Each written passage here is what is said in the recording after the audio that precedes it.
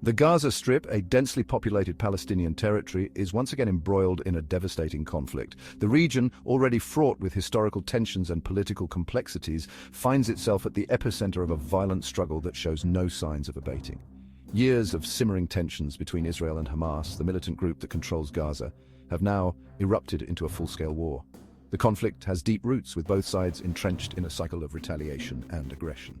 This has led to a full-blown humanitarian catastrophe, with the civilian population caught in the crossfire. Israeli airstrikes and artillery fire have pounded Gaza relentlessly, leaving a trail of destruction in their wake. The scale of the devastation is immense, with entire neighborhoods reduced to rubble. Homes, hospitals, and schools have been reduced to rubble, depriving the population of essential services and shelter. Vital infrastructure lies crippled, with water and power supplies severely disrupted, exacerbating the already dire living conditions. The Palestinian death toll continues to mount, with each passing day bringing more casualties. Civilians, including a disproportionate number of children, are bearing the brunt of the violence. Hospitals are overwhelmed with the injured, and medical supplies are running dangerously low. Families are forced to seek refuge in makeshift shelters, living in constant fear of the next attack. The international community watches with growing alarm as the humanitarian situation in Gaza deteriorates rapidly. Protests and calls for peace echo around the globe, but a resolution seems elusive. Refugee camps are swelling with displaced families, and humanitarian aid workers are struggling to provide relief amidst the chaos. The United Nations has warned of an impending system collapse if aid is not allowed to reach those in desperate need. Emergency meetings are being held to address the crisis, but the situation remains precarious. Aid trucks are lined up at the border waiting for permission to enter and distribute much-needed supplies. The urgency of the situation cannot be overstated, as every moment of delay costs lives. In the crosshairs of this conflict are Gaza's most innocent inhabitants, its children. Trapped in a cycle of violence and displacement, these children are paying the highest price for a conflict not of their making. Traumatized by the constant bombardment and the loss of loved ones, many children are exhibiting signs of severe psychological distress. Schools, once sanctuaries of learning and laughter, have been transformed into makeshift shelters, overflowing with displaced families seeking refuge from the relentless airstrikes. The recent airstrike on the Jabalia refugee camp, which claimed the lives of over 50 children, serves as a chilling reminder of the indiscriminate nature of this conflict. The images of small bodies being pulled from the wreckage, their futures extinguished before they had a chance to begin, have sparked outrage and condemnation worldwide.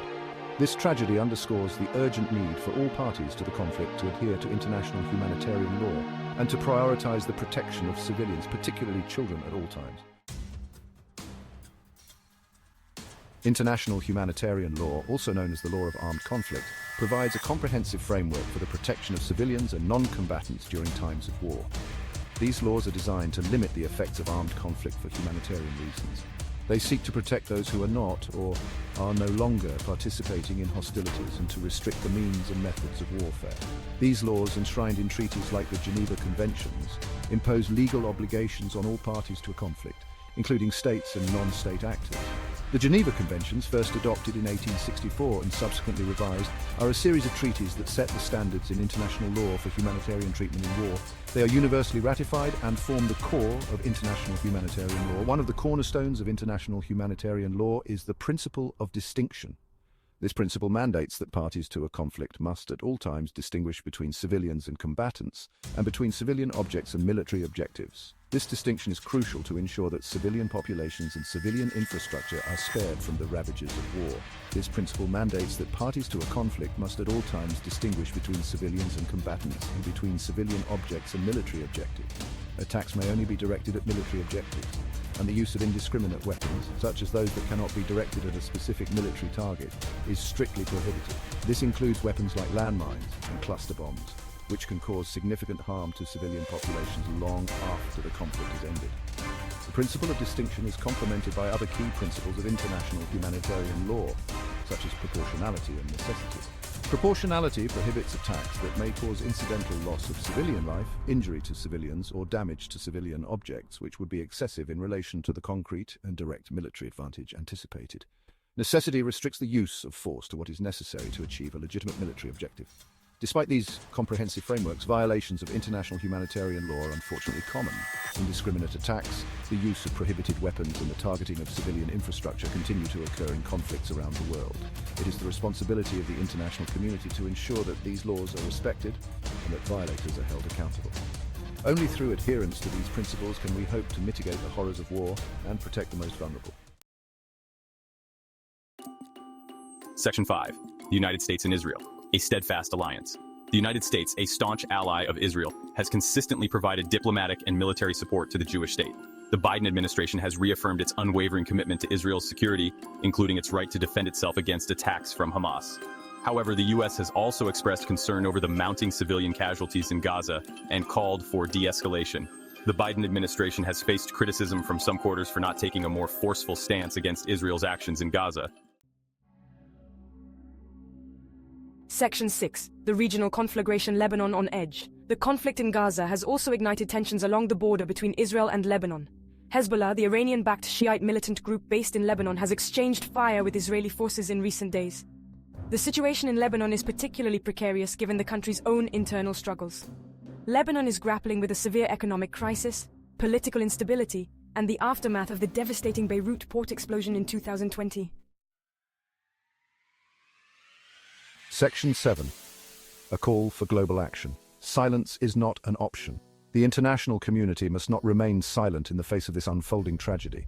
World leaders, international organizations, and people of conscience must exert all possible pressure on all parties to the conflict to end the violence and to allow for the delivery of urgent humanitarian assistance to those in need.